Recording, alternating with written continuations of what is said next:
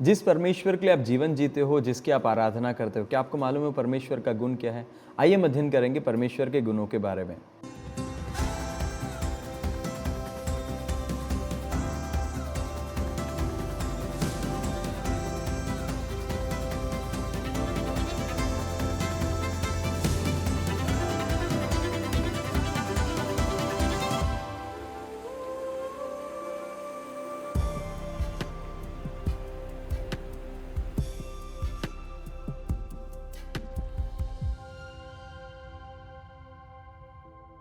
Bible पाठशाला अध्ययन श्रृंखला में सारे भाई बहनों का हार्दिक स्वागत है। पिछले पाठ के अंदर हम लोगों ने परमेश्वर के विभिन्न नामों को अध्ययन किया था और मैं विश्वास करता हूँ परमेश्वर के नामों को अध्ययन करने के द्वारा परमेश्वर का एक नया रूप को आपने समझा है और आप परमेश्वर के समझ में और परमेश्वर के साथ के संबंध में आप और मजबूत हो रहे हैं। इस छठे पाठ के अंदर हम लोग परमेश्वर के गुणों के बारे में अध्ययन करने जा रहे हैं। परमेश्वर के गुण के बारे में परमेश्वर ने पवित्र शास्त्र वचन में प्रकाशित किया गया और उन सारे गुणों को हम लोग इस पाठ के अंदर सीखने जा रहे हैं। परमेश्वर के काफ़ी सारे गुण हैं, इसलिए मैंने उनको अलग अलग भाग में विभाजित किया है और उनको हम अलग अलग अध्याय में सीखेंगे। तो इस छठे पाठ के पहले अध्याय के अंदर हम लोग देखने जा रहे हैं परमेश्वर के अस्तित्व और स्वभाव के गुण, attributes of God's being, specially about God's existence and nature. परमेश्वर के स्वभाव और परमेश्वर के अस्तित्व के अंदर से जो मूल गुण है उसको हम लोग इस अध्याय के अंदर सीखेंगे। तो सबसे पहला गुण जो हम लोग सीखने जा रहे हैं वो है ये है कि he is a self existent God. खुद से अस्तित्व में रहने वाला परमेश्वर है। एक शब्द में कहे तो वो स्वयंभू परमेश्वर है, अंग्रेजी में कहते हैं SIT। ये परमेश्वर जो है अपनी अस्तित्व के लिए किसी और बात पर निर्भर नहीं है। परमेश्वर स्वयं से और स्वयं के द्वारा अस्तित्व रखता है। परमेश्वर का अस्तित्व किसी अन्य स्रोत या फिर किसी अन्य शक्ति या फिर किसी अन्य बातों पर निर्भर नहीं है। परमेश्वर का अस्तित्व किसी भी बाहरी कारण पर भी निर्भर नहीं है। परमेश्वर स्वयं में पूर्ण है और आत्मनिर्भर है। परमेश्वर ही समस्त अस्तित्व का मूल स्रोत है। सभी अस्तित्व का परम जो आधार है वो परमेश्वर खुद है। सारी सृष्टि उसी से उत्पन्न और उसी के द्वारा जीवित रहता है। इस बात को हम समझते हैं। अब कोई भी सृष्टि को ले लो, कि मनुष्य हो या फिर कोई भी जानवर हो, वो अपनी ऊर्जा के लिए साग पात पर, पेड़ पौधों पर निर्भर रहते हैं और पेड़ पौधे को जब देखते हैं वो उनकी ऊर्जा के लिए सूर्य पर निर्भर रहते हैं। तो दुनिया की सारी अस्तित्व जो है किसी अन्य बात पर निर्भर है, परंतु परमेश्वर जो है वो स्वयंभू है, वो किसी और बात पर निर्भर नहीं है। और इसीलिए निर्गमन की पुस्तक 3 अध्याय उसके 14वें अध्याय में जब सबसे पहली बार परमेश्वर अपना प्रकाशन दे रहा था तो परमेश्वर वहाँ पर कहता है मैं जो हूँ सो हूँ। जब परमेश्वर ये कहता मैं जो हूँ सो हूँ, उसका अर्थ है कि परमेश्वर अपनी अस्तित्व के लिए किसी और बात पर निर्भर नहीं रहता है। पुराने नियम के अंदर यशायाह की पुस्तक 43वां अध्याय उसके 10वें आयत में भी इसी बात को देखते हैं। वहाँ पर लिखा गया अंत में, ये जान लो कि मैं वही हूँ, मुझसे पहले कोई परमेश्वर ना हुआ और ना मेरे बाद कोई होगा। परमेश्वर यहाँ पे स्पष्ट बताते हैं कि परमेश्वर पहले थे और उनके बाद कोई नहीं है। उसी तरीके से यूहन्ना रचित सुसमाचार 5वां अध्याय उसके 26 आयत को जब हम पढ़ते हैं वहाँ पर लिखा गया, जैसा पिता अपने आप में जीवन रखता है वैसे ही उसने पुत्र को भी यह दिया है कि वह अपने आप में जीवन रखे। पिता अपने आप में जीवन रखता है। पिता को अपने अस्तित्व के लिए किसी और बात पर निर्भर रहना नहीं है। और उसी तरीके से वही गुण पुत्र परमेश्वर के पास भी है। पुत्र परमेश्वर अपने अस्तित्व के लिए किसी और बात पर निर्भर नहीं रहता है। तो इस बात को हम लोग त्रिएकता को जब अध्ययन करेंगे वहाँ पर भी हम समझेंगे कि त्रिएक ईश्वर भी, जब ईश्वर एक है, वे त्रिएक भी अपने अस्तित्व के लिए किसी और पर निर्भर नहीं है क्योंकि वो स्वयंभू परमेश्वर है। प्रेरितों के काम की पुस्तक 17वां अध्याय को जब हम अध्ययन करते हैं उसके 24 और 25 आयत को पढ़ते हैं, वहाँ पर लिखा गया, जिस परमेश्वर ने पृथ्वी और उसकी सब वस्तुओं को बनाया वह स्वर्ग और पृथ्वी का स्वामी होकर हाथ से बनाए हुए मंदिरों में नहीं रहता, न किसी वस्तु की आवश्यकता के कारण मनुष्यों के हाथ की सेवा लेता है, क्योंकि वह तो आप ही सबको जीवन और श्वास और सब कुछ देता है। वो परमेश्वर मनुष्य के सेवा लेने के लिए बैठा परमेश्वर नहीं है। वो परमेश्वर के पास अपना सब कुछ है। वो परमेश्वर अपने अस्तित्व के लिए किसी और बात पर निर्भर नहीं रहता। तो सबसे पहला गुण जो परमेश्वर का हमने आज सीखा है वो है स्वयंभू परमेश्वर है। वो परमेश्वर अपने अस्तित्व में खुद ही काफ़ी है, वो किसी और पर निर्भर नहीं है। अगला गुण जो गुण हम परमेश्वर के बारे में देखते हैं जो सभी को मालूम वो है, he is an eternal God. वो अनंत परमेश्वर है, वो सनातन परमेश्वर है। वह समय के बाहर विद्यमान है, फिर भी समय के भीतर सक्रिय परमेश्वर है। उसका ना तो कोई आदि है और उसका ना कोई अंत है। वो समय से परे है और समय की सीमाओं में बंधा हुआ परमेश्वर नहीं है। समय सृष्टि का भाग है, परंतु परमेश्वर समय के ऊपर रहते हुए इतिहास का संचालन करता है। हम जो समय के अधीन है, हम लोग सृष्टि के अंदर है, पृथ्वी के अंदर है, समय हमारी सीमा के अंदर है, परंतु परमेश्वर समय से बाहर है और समय के बाहर रहकर परमेश्वर इस दुनिया की समय या फिर दुनिया की इतिहास को संचालन करने वाला परमेश्वर। इसलिए पवित्र शास्त्र बाइबल के बारे में भी कहा गया है, बाइबल क्या है? परमेश्वर ने इतिहास के बारे में भविष्यवाणी किया है, उसका पूर्तिकरण है इतिहास, एक एक करके वो पूरा हो रहा है। तो वो सनातन परमेश्वर, अनंत काल का परमेश्वर है। भूतकाल, वर्तमान काल, भविष्य काल उसके लिए समान रूप में उपस्थित है, एक साथ उपस्थित है। परमेश्वर के लिए ये तीनों टेंस, तीनों जो काल है वो एक साथ परमेश्वर के लिए उपस्थित है। और इस बात को जब मूल भाषा के अंदर, इब्रानी भाषा के अंदर समझने के लिए बाइबल के अंदर ओलाम शब्द उपयोग किया गया। ओलाम का अर्थ है एवरलास्टिंग, परपेचुअल, इटर्नल, पास्ट और फ्यूचर। सनातन, जिसका आगे भी सनातन है, पीछे भी सनातन है, भूतकाल में भी सनातन है और भविष्य काल में भी सनातन परमेश्वर है। भजन 90 उसके दूसरे आयत में वहाँ पे भजनकार कहता है, वरन अनादिकाल से अनंत काल तक तू ही परमेश्वर है। यशायाह की पुस्तक 40 के 28 में वहाँ पर लिखा गया है, यहोवा जो सनातन परमेश्वर और पृथ्वी भर का सृजनहार है। व्यवस्था विवरण 33 के 27 में, अनादि परमेश्वर तेरा गृहधाम और नीचे सनातन भुजाएं है। दानियल की पुस्तक 6 अध्याय उसका 26 उसके आगे के भाग में कहता है, क्योंकि जीविता और युगान युग तक रहने वाला परमेश्वर वही है। भजन 102 उसके 27 में भी लिखा गया है, परंतु तू वही है और तेरे वर्षों का अंत ना होगा। इन सारे पुराने नियम के अंदर के हर एक वचन के अंदर हम परमेश्वर के उस सनातन रूप को देखते हैं। वो अनंत काल का सनातन परमेश्वर है। जब हम नए नियम में जाते हैं, यूनानी भाषा के अंदर जो शब्द उपयोग किया गया वो है आयोनियोस। आयोनियोस शब्द का अर्थ है eternal, as long, without and.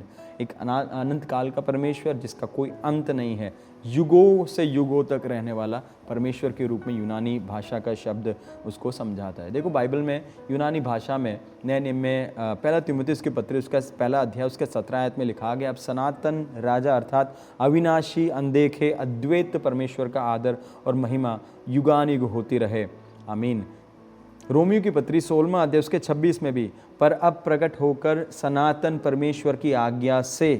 तो इन दोनों आयतों के अंदर हम लोग देखते हैं कि परमेश्वर को वहाँ पर सनातन राजा के रूप में बताया गया, सनातन परमेश्वर के रूप में बताया गया। मतलब हमारा परमेश्वर का दूसरा गुण है वो सनातन परमेश्वर है। सनातन परमेश्वर का अर्थ वो समय के अंदर सीमित नहीं है, परंतु समय के बाहर रहकर भी वो समय को संचालित करने वाला सनातन परमेश्वर है। इसलिए मैं और आप जब उस परमेश्वर के अधीन में अपने जीवन को समर्पण करते हैं, हमें भी वो एक सनातन अनंत जीवन देता है।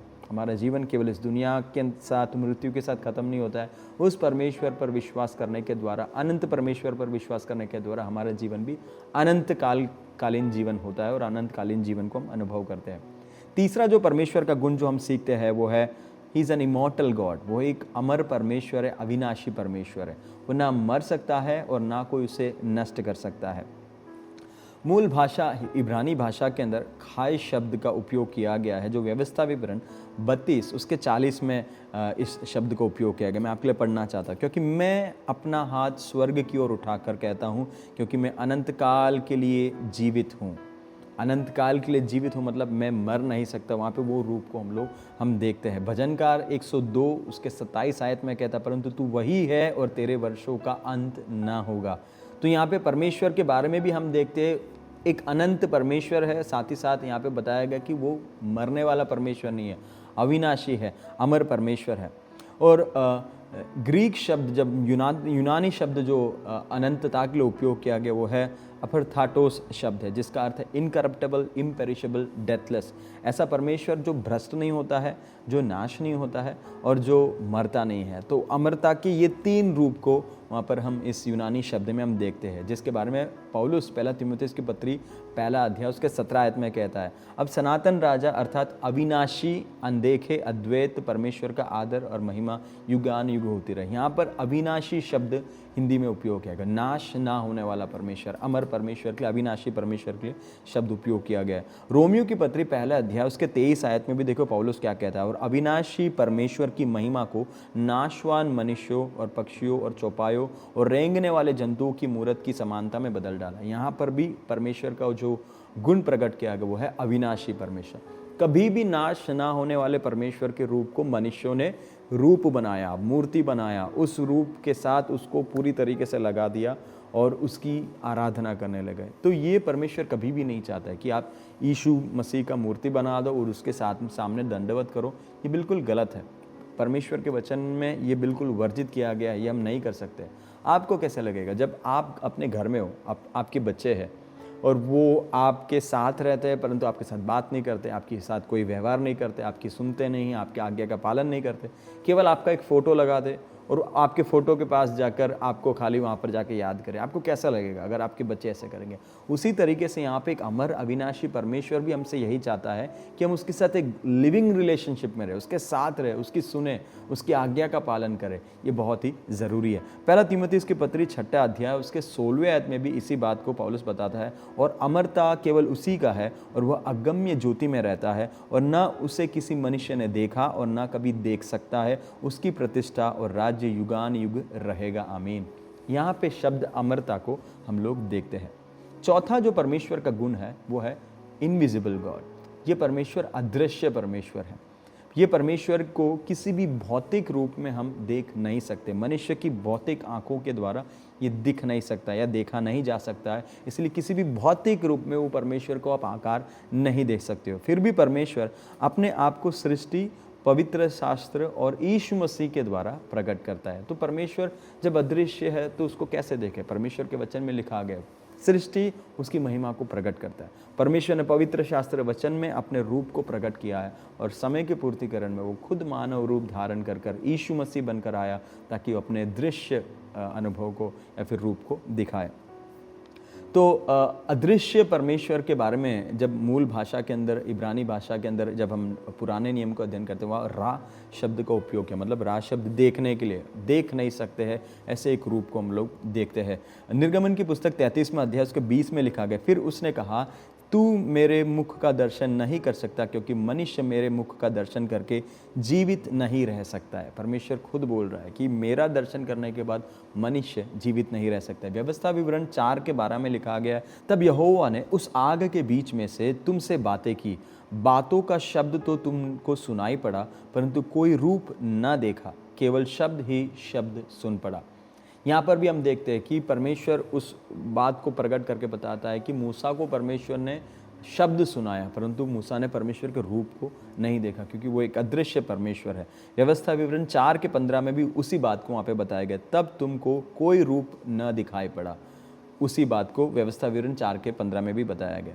जब हम नए नियम में जाते हैं, वहाँ पर जो है आउराटोस करके जो शब्द है ग्रीक में उपयोग किया गया, जिसका अर्थ है unseen, invisible to physical eyes, ऐसा जो दृश्य आंखों से नहीं देखा जा सकता। वो शब्द का अर्थ है कि हम अदृश्य परमेश्वर है। यूहन्ना रचित सुसमाचार 1 अध्याय उसका 18 में ये बात लिखा गया, परमेश्वर को किसी ने कभी नहीं देखा। और कुलुस्सियों की पत्री 1 अध्याय उसके 15 में लिखा गया, पुत्र तो अदृश्य परमेश्वर का प्रतिरूप और सारी सृष्टि में पहलौठा है। तो इन दोनों आयतों में देखें, तुमने परमेश्वर को कभी भी नहीं देखा, फिर भी कुलुस्सियों की पत्री के अंदर पौलुस बताता है कि वो परमेश्वर का अदृश्य रूप जो है वो मसीह यीशु में प्रकट किया गया। तो अगर कोई परमेश्वर को देखना चाहता है तो हमारे सामने यीशु का रूप है। यीशु का रूप मतलब भौतिक रूप की बात नहीं कर रहा हूँ, परंतु यीशु का स्वभाव वो परमेश्वर के गुण को, परमेश्वर के स्वभाव को प्रकट करता है। इसलिए कुलुस्सियों की पत्री में लिखा गया है, पुत्र तो अदृश्य परमेश्वर का प्रतिरूप है। अदृश्य परमेश्वर, इनविजिबल गॉड का प्रतिरूप, जो सिंबॉलिक फिगर जो है कौन है? यीशु मसीह खुद है। 1 तीमुथियुस की पत्री 1 अध्याय उसके 17 में भी लिखा गया, अब सनातन राजा अर्थात अविनाशी अनदेखे अद्वैत परमेश्वर, वहाँ पे शब्द अनदेखे शब्द को उपयोग किया गया है। 1 तीमुथी 6:16 के अंदर देखते हैं, वहाँ पे लिखा गया, और न उसे किसी मनुष्य ने देखा है और न कभी देख सकता है, उसकी प्रतिष्ठा और उसका राज्य युगान युग रहेगा। कोई भी नहीं देख सकता उस परमेश्वर का रियल महिमा को, हमें इन भौतिक आंखों से नहीं देख सकते। हमारी ये भौतिक आंखों के पास कई सीमाएं हैं, उन सीमाओं के उस पार हम कभी भी परमेश्वर की उस अदृश्य रूप को नहीं देख पाएंगे। पांचवा जो गुण जो परमेश्वर का हम देखते हैं वो है परमेश्वर आत्मा है, या फिर एक आत्मिक रूप है परमेश्वर। परमेश्वर का रूप भौतिक रूप नहीं, परमेश्वर का रूप आत्मिक रूप है। परमेश्वर किसी भी भौतिक वस्तुओं से बना नहीं है, परमेश्वर एक आत्मा है। परमेश्वर का रूप जो है आत्मिक रूप है, जिसमें इब्रू भाषा में, इब्रानी भाषा में रुआक शब्द का उपयोग किया गया, जिसका अर्थ श्वास हो सकता है, आत्मा हो सकता है, एन इनविजिबल लाइफ फोर्स के रूप में भी हम उसको समझ सकते हैं, फिर श्वास या फिर हवा के रूप में देखते हैं। और वही बात उत्पत्ति की पुस्तक पहले अध्याय उसके दूसरे आयत में कि जल के ऊपर परमेश्वर की आत्मा मंडराता था, तो आत्मा के लिए वहाँ पे शब्द जो है रुआक हवा के रूप में बताया गया है। तो परमेश्वर का जो पांचवा गुण है कि वो परमेश्वर आत्मा है और आत्मिक स्वरूप को हम लोग वहाँ पे देखते हैं।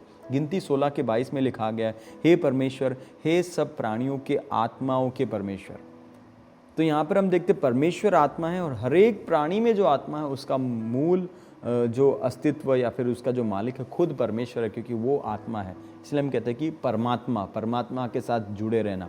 अय्यूब की पुस्तक 33 के 4 में लिखा गया, मुझे परमेश्वर की आत्मा ने बनाया है और सर्वशक्तिमान की सांस से मुझे जीवन मिलता है। तो परमेश्वर की आत्मा, वो रूप को हम लोग यहाँ पे स्पष्ट रूप में देखते हैं। भजन 139 उसके 7 में, मैं तेरी आत्मा से भागकर किधर जाऊं।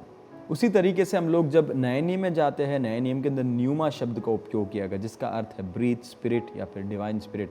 जो इब्रानी भाषा का अर्थ, वही अर्थ हम लोग न्यूमा के अंदर देखते हैं। यूना रचित सुसमाचार 4 अध्याय के 24 में लिखा गया, परमेश्वर आत्मा है और अवश्य ही उसकी आराधना करने वाले उसकी आत्मा और सच्चाई से आराधना करें। मतलब यहाँ पे स्पष्ट बताया गया परमेश्वर आत्मा है। दूसरा कुरिन्थियों की पत्री 3 अध्याय के 17 में भी लिखा गया, प्रभु तो आत्मा है और जहाँ कहीं भी प्रभु का आत्मा है वहाँ स्वतंत्रता है। रोमियो की पत्री 8वां अध्याय उसके 11 में भी लिखा गया है, वहाँ पे लिखा गया है कि वो अपने आत्मा के द्वारा तुम्हारे मरणहार देहों को जी जिलाएगा।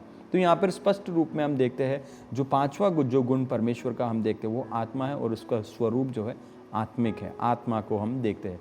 छठा गुण जो परमेश्वर के बारे में हम देखते हो, he is a living God, वो एक जीवित परमेश्वर है। जीवित परमेश्वर का अर्थ है कि वो एक सक्रिय, व्यक्तिगत और सच्चा परमेश्वर है। मतलब वो मरा हुआ परमेश्वर है। जैसे मैंने आपको पहले बताया था कि हम कई बार जीवित हमारे साथ जब कोई रहता है, अगर वो जिंदा है तो हम उनके साथ व्यवहार रखते हैं, परंतु कई बार अगर मानो कि हम उनके फोटो को बना दें और उसके साथ व्यवहार करें तो वो मरा हुआ हालत में। परंतु जो परमेश्वर की हम सेवा करते हैं वो एक जिंदा परमेश्वर है और वो इस संसार में और इतिहास को संचालित करने वाला जिंदा परमेश्वर है। इतना ही नहीं, वो जीवन को देने वाला परमेश्वर है। यहोशू की पुस्तक 3 अध्याय उसके 10वें आयत में वहाँ पे इस शब्द को जिक्र किया गया, जीवित परमेश्वर तुम्हारे मध्य में है। पहला शमूएल 17 के 26 को जब हम पढ़ते, वहाँ पर भी दाऊद इस बात को बताता है कि जीवते परमेश्वर की सेना को ललकारे। मतलब गोलियत को कहा गया है कि वो जिंदा परमेश्वर की सेना को ललकार रहा है। भजन 42 उसके 2 आयत में, जीवते परमेश्वर, हाँ परमेश्वर का मैं प्यासा हूँ। वहाँ पर भी जिंदा परमेश्वर, जीवते परमेश्वर का वो शब्द को हम देखते हैं। यिर्मयाह 10 के 10 में भी बताया गया, परंतु यहोवा वास्तव में परमेश्वर है, जीवता परमेश्वर और सदा का राजा वही है। मतलब ये परमेश्वर जो एक जिंदा परमेश्वर है, उसमें कोई शक नहीं है, हमारा परमेश्वर जिंदा परमेश्वर है। इसलिए ये बहुत ज़रूरी है कि हम जब परमेश्वर के साथ बात करते हैं, हम जब परमेश्वर की आराधना करते हैं, तो जिंदा परमेश्वर के साथ हमारा व्यवहार होना ज़रूरी है। यूनानी भाषा के अंदर जो शब्द का उपयोग किया गया, प्रयोग किया गया, वो है जॉन थियोस। जॉन जो शब्द है, जैसे कि जूलॉजी आप जानते हैं, जूलॉजी वो शब्द जॉन शब्द से है, जो जीवित, जीवन प्रदान करने वाला शब्द है। तो जिंदा परमेश्वर का वो रूप भी हम देखते हैं, जो मत्ती रचित सुसमाचार 16वां अध्याय उसके 16वें आयत में हम देखते हैं। शमौन पतरस ने उत्तर दिया, तू जीवते परमेश्वर का पुत्र मसीह है। तो यहाँ पर हम देखते हैं जिंदा परमेश्वर है। प्रेरितों के काम की पुस्तक 14वां अध्याय उसके 15 आयत में भी लिखा गया, जीवते परमेश्वर की ओर फिरो, जिसने स्वर्ग और पृथ्वी और समुद्र और जो कुछ उनमें उसको बनाया है।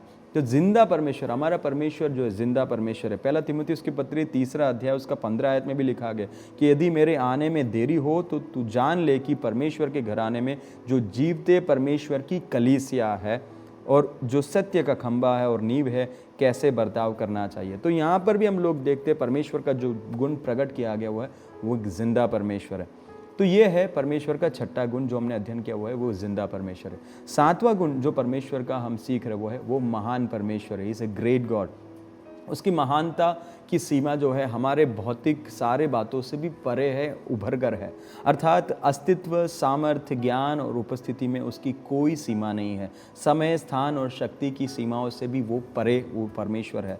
उसके लिए जो मूल भाषा इब्रानी भाषा के अंदर गदोल शब्द का उपयोग किया गया, जिसका अर्थ है ग्रेट और एक्सीडिंगली लार्ज, जिसकी महानता हमारे सारे समझ से परे है। पहला राजा की पुस्तक उसका 8वां अध्याय उसके 27 आयत में लिखा गया, क्या परमेश्वर सचमुच पृथ्वी पर वास करेगा? स्वर्ग में, वरन सबसे ऊंचे स्वर्ग में भी तू नहीं समाता, फिर मेरी बनाई हुई इस भवन में कैसे समाएगा? यहाँ पर परमेश्वर का दास जो है वो परमेश्वर की महानता को समझाने के लिए ये पूरे वाक्य का उपयोग करते हैं कि स्वर्ग में भी परमेश्वर आप नहीं समाते, तो हम जब मनुष्य में हम जब इस पृथ्वी पर एक मंदिर बनाते हैं, आप कैसे समा पाओगे?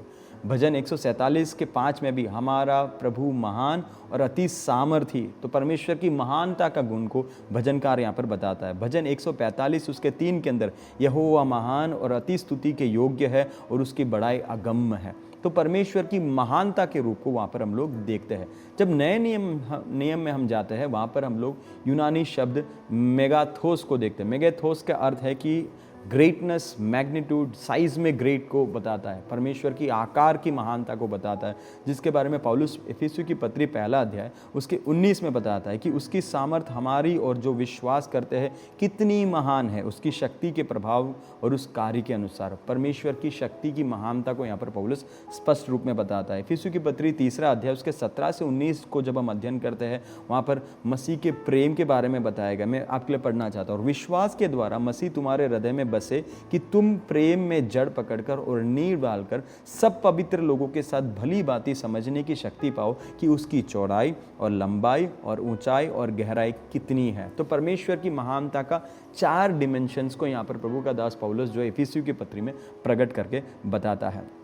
8वां जो परमेश्वर का गुण को जब हम देखने जा रहे हैं वो है ही इज एन अनसर्चेबल गॉड, अगम्य परमेश्वर है जिसकी खोज आप पूरी तरीके से कर नहीं सकते हैं। परमेश्वर अगम्य है, उसका अर्थ है कि उसके स्वभाव, ज्ञान, बुद्धि और कार्य मनुष्य की पूरी समझ से परे है। यद्यपि परमेश्वर अपने आप को वचन और सृष्टि के द्वारा प्रकट करता है, फिर भी उसकी महिमा और योजनाओं को पूर्ण गहराई के साथ मनुष्य कभी भी पूर्ण तरीके से समझ नहीं पाएगा।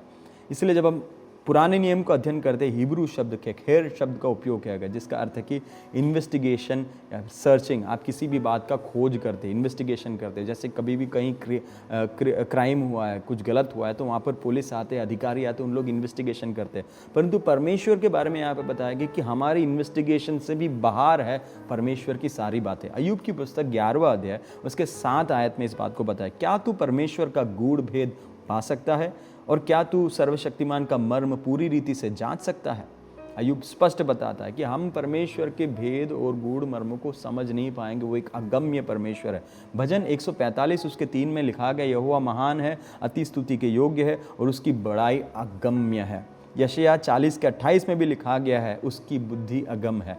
उसी तरीके से जब हम लोग नए नियम में जाते हैं, वहाँ पर यूनानी भाषा के अंदर जो शब्द उपयोग किया गया है वो है एनेक्सिक्नियास्टोस, जिसका अर्थ है अनट्रेसेबल, बियॉन्ड इन्वेस्टिगेशंस। हमारे इन्वेस्टिगेशन से बाहर है परमेश्वर। हमारे पास जो सीमित अवस्था है, सीमित संसाधन है, सीमित समझ है, उसके अंदर हम कभी भी परमेश्वर को पूर्ण तरीके से इन्वेस्टिगेट नहीं कर सकते। रोमियो की पत्री 11वां अध्याय उसके 33 आयत को जब हम पढ़ते हैं, वहाँ पे प्रभु का दास अंत में कहता है, और उसके मार्ग कैसे अगम्य है। रोमियो की पत्री 11 के 34 में लिखा गया, प्रभु की बुद्धि को किसने जाना या उनका मंत्री कौन हुआ है। तो हम स्पष्ट रूप में देखते कि परमेश्वर अगम्य है। जैसे कि उदाहरण के लिए हम लोग मनुष्य हैं, या फिर छोटा एक जानवर चींटी ले लो। चींटी को आप कंप्यूटर के सामने लेकर आओ और कंप्यूटर को पूरा स्कैन कर कर ढूंढ कर निकालने के लिए बोले तो चींटी कभी भी कर नहीं पाएगा, क्योंकि चींटी के सामने हमारी बुद्धि अगम्य है। उसी तरीके से सृष्टिकर्ता परमेश्वर के सामने हमारा जितना भी संसाधन है, हमारे पास जितना भी ओपन स्पेक्ट्रम्स है, वो काफ़ी नहीं है परमेश्वर की बातों को समझने के लिए और परमेश्वर को समझने के लिए। 9वां और अंतिम गुण जो परमेश्वर का हम सीखते हैं वो है he is an independent God. वो स्वतंत्र और किसी पर निर्भर रहने वाला परमेश्वर नहीं है। सबसे पहले एसिटी जो हमने सीखा था, वो स्वयंभू परमेश्वर, उसके अस्तित्व के लिए वो किसी पर निर्भर नहीं है, ना ही क्रिया या फिर उसके अपनी योजना को पूर्ण करने के लिए वो किसी पर निर्भर रहने वाला परमेश्वर है। अय्यूब की पुस्तक 41वां अध्याय उसके 11वें आयत में लिखा गया है, किसने मुझे पहले दिया है जिसका बदला मुझे देना पड़े। देख, जो कुछ सारी धरती पर है सब मेरा है। भजनकार 50 के 10 और 12 में जब हम पढ़ते हैं वहाँ पर लिखा गया है, क्योंकि जगत और जो कुछ उसमें है वह मेरा है। तो यहाँ पर परमेश्वर स्पष्ट रूप में बताता है कि इस दुनिया में जो भी है वो मेरा है, मुझे किसी की भी जरूरत नहीं। जब आप भजनकार को पढ़ते हैं वहाँ पर 10वें आयत में कहते हैं, क्योंकि वन के सारे जीव जंतु और हजारों पहाड़ के जानवर मेरे ही है। पहाड़ों के सब पक्षियों को मैं जानता हूँ और मैदान पर चलने फिरने वाले जानवर मेरी ही है। यदि मैं भूखा होता तो तुझसे न कहता, क्योंकि जगत और जो कुछ उसमें है वह मेरा है। परमेश्वर का अस्तित्व के लिए, परमेश्वर की फंक्शनैलिटी के लिए परमेश्वर को किसी पर भी निर्भर रहने की ज़रूरत नहीं है। दानियल की पुस्तक 4 अध्याय उसके 35 में भी यह बात बताया गया, पृथ्वी के सब रहने वाले उसके सामने तुच्छ गिने जाते हैं और वह स्वर्ग की सेना और पृथ्वी के रहने वालों के बीच अपनी इच्छा के अनुसार काम करता है और कोई उसको रोक कर उससे नहीं कह सकता कि तूने यह क्या किया है। तो परमेश्वर के सामने पृथ्वी और यही स्वर्गीय सारे जितने भी बीइंग्स है उनके सामने परमेश्वर उनको तुच्छ गिनता है और परमेश्वर अपना काम पूरा खुद करने वाला जिंदा परमेश्वर है। जब हम लोग नए नियम में जाते हैं वहाँ पर ग्रीक में यूनानी शब्द जो है ऑथरकेस शब्द उपयोग किया गया, जिसका अर्थ है सेल्फ सफिशिएंट, नीडिंग नथिंग। वो परमेश्वर सेल्फ सफिशिएंट है और उसको किसी भी बात की ज़रूरत नहीं है। वही बात प्रेरितों के काम की पुस्तक 17 के 24 और 25 में हमने पढ़ा था। ना किसी वस्तु की आवश्यकता के कारण मनुष्यों की हाथों की सेवा लेता है। परमेश्वर को किसी मनुष्य की हाथ की सेवा लेकर अपना काम कराना नहीं, क्योंकि he is a self sufficient God. यूहन्ना रचित सुसमाचार 5वां अध्याय उसके 26 में भी यही लिखा गया, क्योंकि जिस रीति से पिता अपने आप में जीवन रखता है उसी रीति से पुत्र को भी यह अधिकार दिया गया कि वो अपने आप में जीवन रखे। तो परमेश्वर के अस्तित्व और परमेश्वर के कार्य करने में परमेश्वर सेल्फ सफिशिएंट है। परमेश्वर खुद ही जो है सेल्फ सफिशिएंट है और परमेश्वर की इस गुण को हम लोग देखते हैं कि वो एक आज़ाद और स्वतंत्र परमेश्वर है। तो इस अध्याय के अंदर हमने परमेश्वर के अस्तित्व और स्वभाव से 9 गुण को हमने अध्ययन किया। पहला हमने सीखा कि वो एक स्वयंभू परमेश्वर है। दूसरा, वो एक सनातन अनंत परमेश्वर है। तीसरा, वो एक अमर अविनाशी परमेश्वर है। चौथा, वो अदृश्य परमेश्वर है। पांचवा, वो आत्मा है, वो आत्मिक स्वरूप को रखने वाला परमेश्वर है। छठा हमने सीखा वो एक जीवित परमेश्वर है। सातवां हमने सीखा वो एक महान परमेश्वर है। आठवां हमने सीखा वो अगम्य है, जिसकी खोज हम जितना भी करें वो कभी भी पूरा ना हो। नौवां हमने सीखा वो एक स्वतंत्र परमेश्वर है, वो किसी पर निर्भर नहीं रहता। तो मेरे प्रियो, यहाँ पर हमने अभी अध्ययन किया परमेश्वर के अस्तित्व और स्वभाव से गुण। अगले अध्याय के अंदर हम लोग परमेश्वर की महानता के गुणों को अध्ययन करेंगे जो पवित्र शास्त्र बाइबल में प्रकट किया गया। तब तक आप इस अध्ययन को अध्ययन करें, अन्य लोगों को सिखाएं और प्रार्थना करें कि और भी हम आपके लिए इन सारे अध्ययन श्रृंखला को प्रस्तुत कर पाए। धन्यवाद।